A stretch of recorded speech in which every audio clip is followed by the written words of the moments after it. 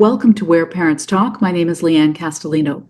Our guest today is a Swedish-American journalist and proponent of nature. Linda Akeson McGurk is also a photographer, blogger, and author with a specific expertise in outdoor play and connecting children with nature. Her latest book is called There's No Such Thing as Bad Weather. Linda is also a mother of two, and she joins us today from near Gothenburg, Sweden. Thank you so much for making the time. Thank you for having me. I'm excited to be here and talk about something that I feel super passionate about and have spent the past almost 15 years now advocating for. So I take every chance that I can get to get out and talk about getting children to connect with nature. And the practice in the Norwegian concept and the Norwegian word is called friluftsliv, or open air living. So Linda, tell us what that is and how it can be impactful. So friluftsliv, as you said, it sort of roughly translates to open air life, but it doesn't really have an equivalent in any other language. You said Norwegian, but it's actually something that's practiced in all the Nordic countries. So it's about connecting with nature in everyday life, and it's more than just outdoor recreation. It's a philosophy, it's a lifestyle where everything sort of revolves around getting outside as much as possible, and often also it's outdoor activities that are affordable and that you can do sort of near your home. It's non-competitive, it's non-motorized. So hiking and just walking around the neighborhood, foraging for berries and mushrooms, kayaking, skiing, camping, anything that you do outdoors that is sort of non-competitive and often done together as a family. So it's a tradition that gets passed on from one generation to the next. And it's something that I grew up with in Sweden, and something that I think that you can practice no matter where you live. We do have an exceptional access to nature in the Nordic countries, but I think you can also adapt it to even if you're living in a city, because nature is everywhere around us if we just care to notice it. Even the weather is part of nature too. So just going outside and feeling the wind in your hair and the rain on your forehead, I mean, that's also part of being out and experiencing nature and the elements. You talk about being exposed to it as a child. Take us through some of your earliest memories. What did that look like in your household, in your family? How old were you, and what were some of the activities that you took part in? So this goes back to before my own memories, but in the Nordic countries, it's very common to take your babies outside in the wintertime and let them nap outside. So parents would go out with a stroller, with a baby in the stroller, and including my own parents. So I would nap outside in the wintertime. And then once I started daycare and I got a little older, I would be outside for hours every day at preschool and daycare. And then as you get older, you have plenty of recess during the day, and recess is always outdoors pretty much. You don't get indoor recess. You get a teacher telling you there's no such thing as bad weather, only bad clothes. And they would, push you out the door and to have outdoor recess no matter the weather, hence the title of my first book. And then also with the family on the weekends. So the Norwegians, for example, they have something called the søndagstur. So on the weekends, often you would be outside with your family, go on a Sunday hike, which is the søndagstur. That's a tradition they have, that every Sunday the family goes for a longer hike, or in the wintertime, you go cross-country skiing and so on. So So I often say that it takes a village to raise an outdoor child. And I think that's very much what we have in the Nordic countries, that we have it come. It's not just the parents who are adamant about getting their children outside. It's also the doctors recommending that you take your baby out in the all year round and for outdoor naps. The preschools do it too. They park their strollers out in the schoolyard, and you have the preschool teachers obviously also taking part in it, and take their the kids to the forest for learning in the forest, and also in grade school too.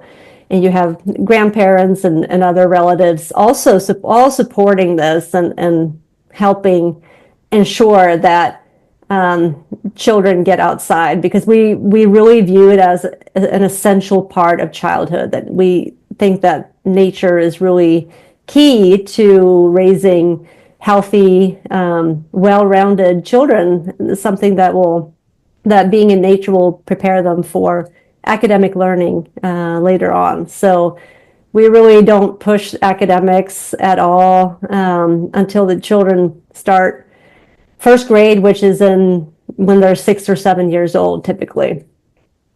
So it's a little different, and it was a big culture shock for me. Having grown up in Sweden, and then I moved to the U.S. when I was in my 20s, and I had my children there.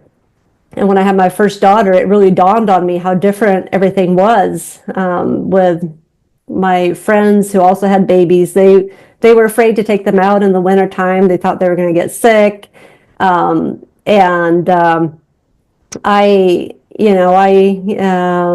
it just continued when in preschool. It was very academic, and it was all about getting the kids, kindergarten ready, and lots of worksheets and wall words, and even getting homework at age 4. And that was totally different to me.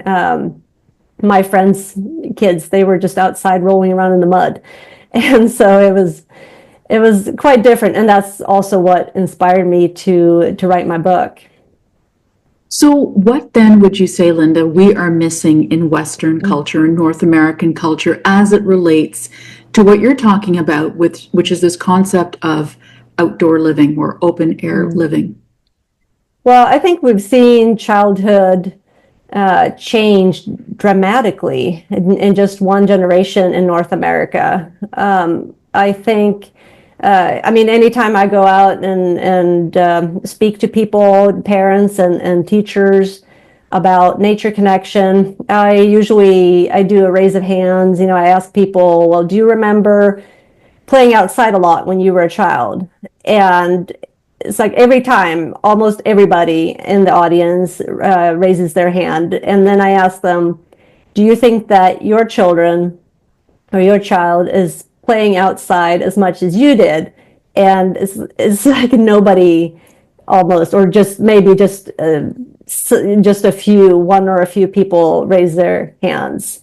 So we've definitely seen a big shift to where childhood is something that mainly plays out indoors. And it's hurting our children's physical health. Children today are, physically weaker and have worse balance and coordination than children in the 80s. It's hurting their mental health. We're seeing anxiety and depression in older children. It's almost an epidemic. And it's I think it's a crisis for childhood, and I think it's driven by a lot of this is fear driven. There's a lot of fear of nature. There's fear of abductions. There's a fear of lawsuits, and fear of the children falling behind academically. And now we're paying the price. I mentioned anxiety and depression, but we're also seeing in some places in England, they're starting to see rickets come back in children because they have so little sun exposure. I mean, that's a disease we thought was gone, long gone, right? So, and also the children are just so much more sedentary. They obviously, screen time is way up, and they just and they have things that we didn't have back in the 80s. I think we're not going to get back to the point where we were. So I think what we have to do today is be very intentional about getting kids outside. And that's what my work is about, because I think there's this disconnect with nature, and it's not only hurting the children's health, but I also think this alienation from nature is bad for the planet, because obviously when the kids are not out there, and they're not connecting with nature on another level, and they're not then they're not going to develop that affinity towards nature, which means they're not going to have those incentives to protect it.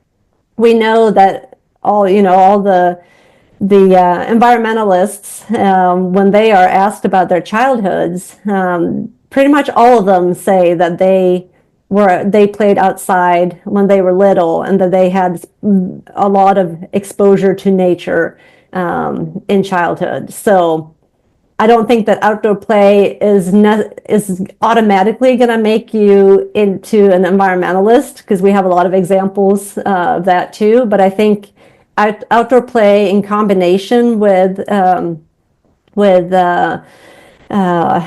teaching like the environmental science and so on. I think that's that way we'll get children who will be responsible stewards of the land when they get older.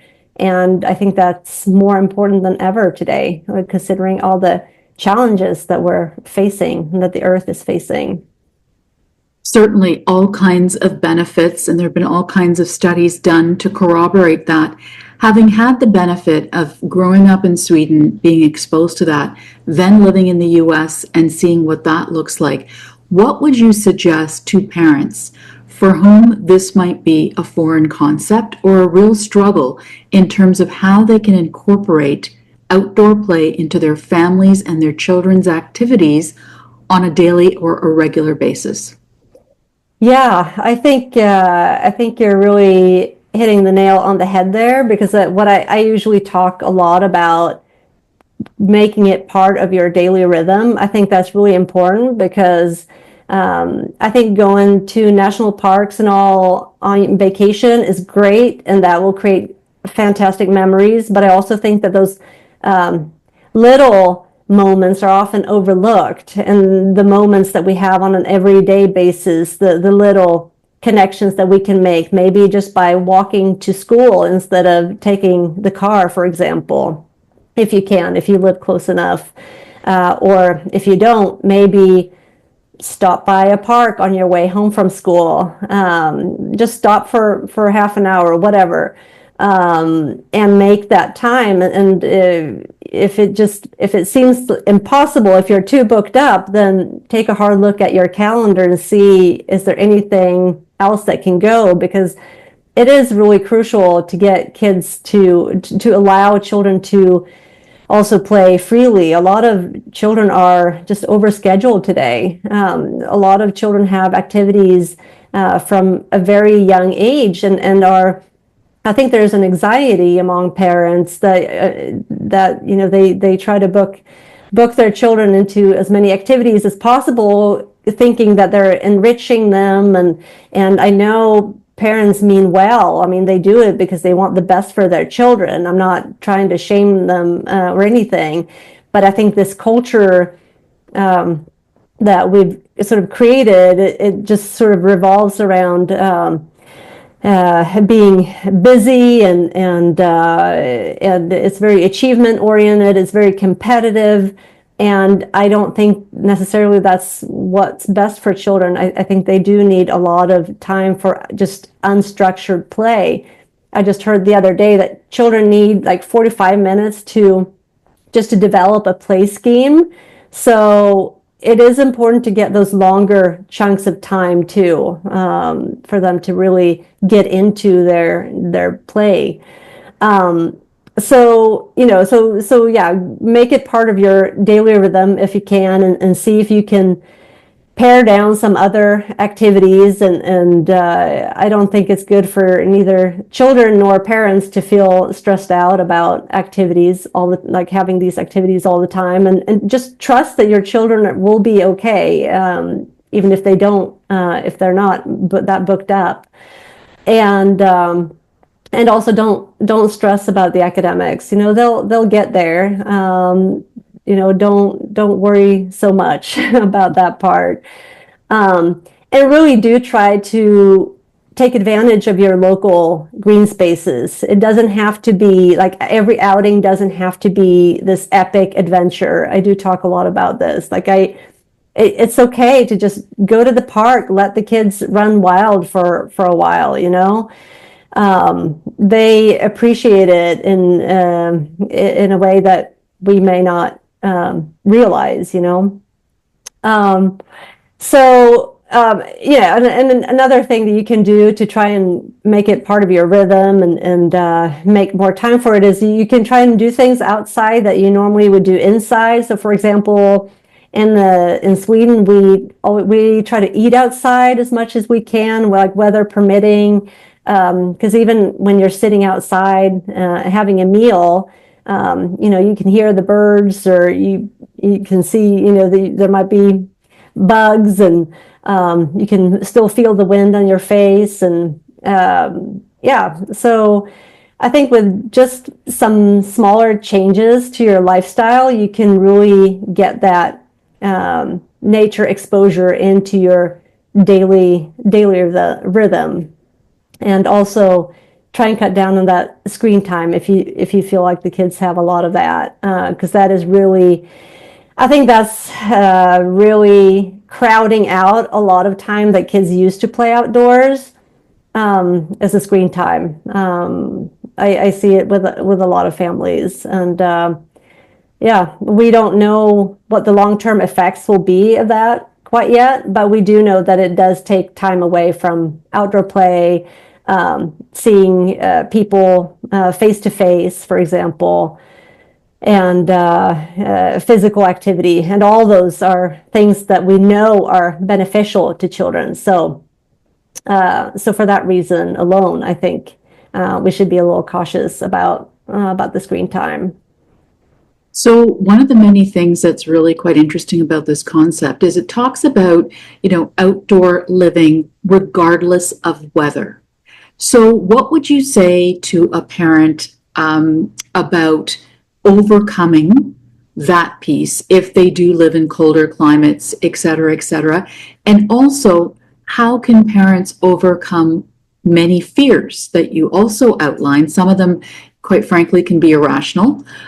So how would you suggest that they, try to manage both those pieces? Right.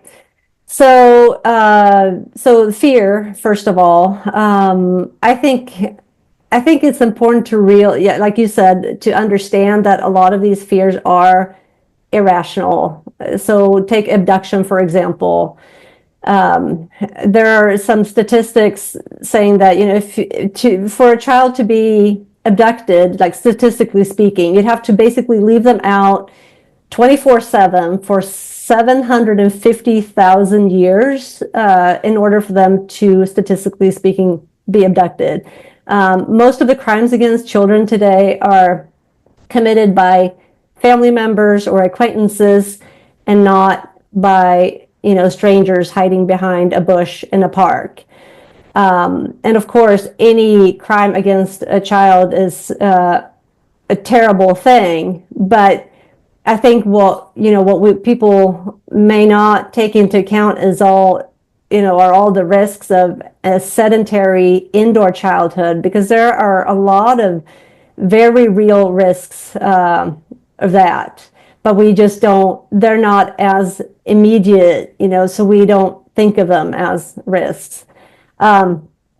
So So then, when you start thinking about your fears, and I just try to tell parents to sort of challenge their own fears um, and think of them as something that they can overcome. So, for example, a lot of people also afraid that their children are going to get injured when they're outside, and a lot of that comes down to letting your child play freely and take risks. I mean, that is really key for them to learn to manage that risk. By holding them back and not allowing them to play freely and climb trees or climb up boulders or balance on logs or whatever it may be, then when they don't get to practice those skills, then they're at higher risk of injury because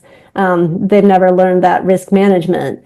So start with baby steps. You can start by letting your child do something that makes you or them just a little bit uncomfortable. And then once you see that they can actually handle that situation, then you can gradually let them do a little more. And then another thing is to never push your child to do something that they're not comfortable with, but also don't hold them back. So the sweet spot is really, to follow their lead and let them decide for themselves, and then only step in if you think that what they're trying to do is really hazardous. Then of course you might need to step in, but try to challenge yourself when you feel that urge come on to step in. Take a few deep breaths and ask yourself, is this a dangerous situation or is this just my fear speaking? And then assess the situation, and instead of jumping right in, maybe ask some questions or help guide your child. You can ask them, do you feel safe up there? Do you know how does how does that branch feel? Is that branch strong enough? How's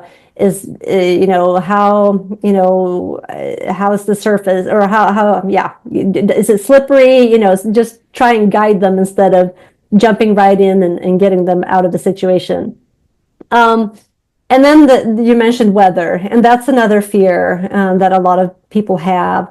I mentioned earlier that I had there were other moms that I knew when my children were little who wouldn't take their children outside at all during the winter time. I was called brave. I was essentially called crazy for taking my children out in the snow and playing with them in cold weather. But the thing is that children have grown up for millennia in all sorts of climates, including very cold climates. And we haven't always had these constant access to climate controlled environments. And they have been just fine. So I think, in Sweden and in the Nordic countries, we just dress for the weather and we go outside regardless.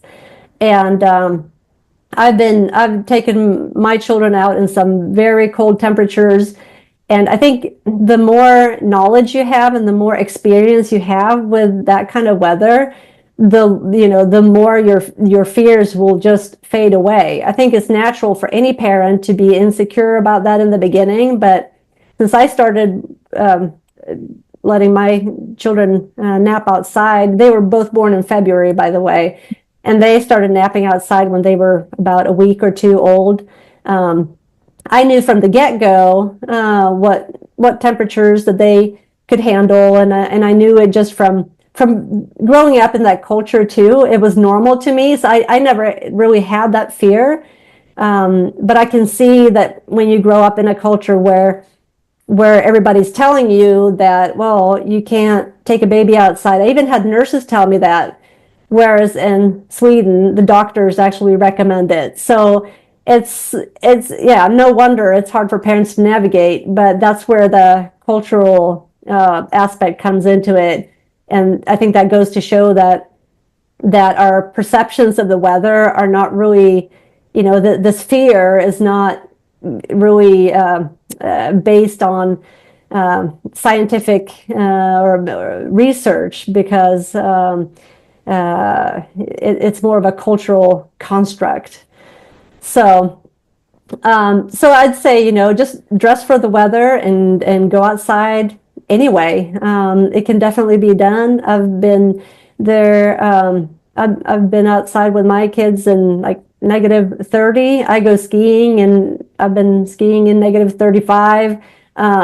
And yeah, sure, you need to have some knowledge and experience, but and also be cautious about, signs of frostbite, of course. But just use common sense, stay close to home, make sure that you can quickly get inside if the kids' hands get cold, yeah, you'll be fine. Let's talk a little bit more about some of the benefits of outdoor play, especially on children. We know that, it is, studies have shown that it can support the building of resilience skills and independence. Can you take us through how this happens? How does outdoor play and outdoor living contribute to the building of these key skills in children? Well, I think risky play has a big part in this. If we're talking, developing resilience and so on, nature is just full of natural challenges that children get to try things on, like tree climbing, for example, is a prime example. They get to, when they're really little, they're not going to be able to climb up by themselves. They might start helping each other. We see this at preschools a lot, where children start either grabbing things to stand on to hoist themselves up in the tree, or they might collaborate so they, one kid will help the other up. So that already there, they're learning communication skills and collaboration skills, and problem solving. And then I was talking earlier about the risk management. They constantly, as they make their way up the tree, they have to make all sorts of decisions, which branches are going to be safe to stand on, which ones are going to hold my weight. And, you have the physical challenges too. It's going to require muscle strength and balance and coordination to move up the tree, and also a lot of decisions that have to be made, like how far am I willing to go, how far up is safe, and so on. So that's just one example of how children naturally encounter those challenges, and I think the same goes with weather. I think that's another way that children really get to practice their resilience. You can tell the difference between a child that's used to being outside in all sorts of weather. They don't bat an eye if it's pouring out rain. They'll just grab their rain gear and they'll go outside and play anyway. Whereas a child who's not used to that, they're going to be more reluctant. And I think that just teaches something really valuable, and that is that they can be outside, and the weather doesn't have to be perfect. The conditions don't have to be perfect, and they can still have a good time. And I think that's a really valuable lesson for life, frankly. One of the interesting aspects about your story is the fact that, you had your children in the US, they lived there for a number of years, and in the last several years, they are now with you back in Sweden. So what was that transition like for them in terms of going back and continuing to, I presume, live an outdoor life, but in a different way? Or did you have to teach them that because they were exposed to a different way when they were in the US? No, I think the moment I realized that my children were going to have a very different childhood than I had, and my first daughter was quite young when that realization hit me, I sort of doubled down on my open air life background. So I really did everything I could to sort of compensate for the lack of outdoor culture where we lived. So I had them out all the time. As soon as they came back from, well, first it was daycare and then school. That was the first thing we did would be go outside before doing homework or anything else. That's where my priority was. I think the biggest change was in terms of schooling and the academics. My oldest daughter, she was in second grade when we moved, and at that point, no, she was actually older, but by the time she was in second grade in the U.S., in her U.S. school, she told me that she hated school, and that really broke my heart. So that transition was that became that was a big change for them, being in the American school system, which was very competitive and very moving at a very fast pace, and asking a lot of the kids, I think, at a very early age, and having very little recess. Recess wasn't even guaranteed. They sometimes school would take away recess if the kids had been talking too loud in the cafeteria, and so they weren't even guaranteed recess every day.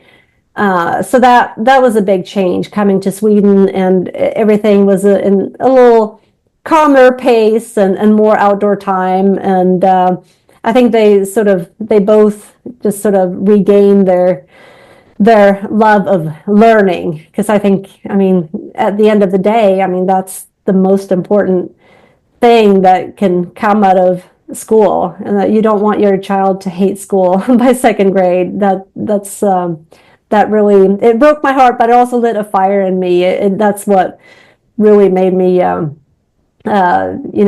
accelerate my speaking and writing about these issues too.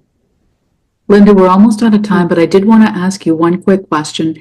What one piece of advice would you give to parents who maybe want to adopt this, who have listened to this interview and say to themselves, all of this makes sense. It addresses so many, pain points that we're experiencing as a family. What one small step could they attempt to take today that would help move them in a direction to embrace outdoor play and outdoor living?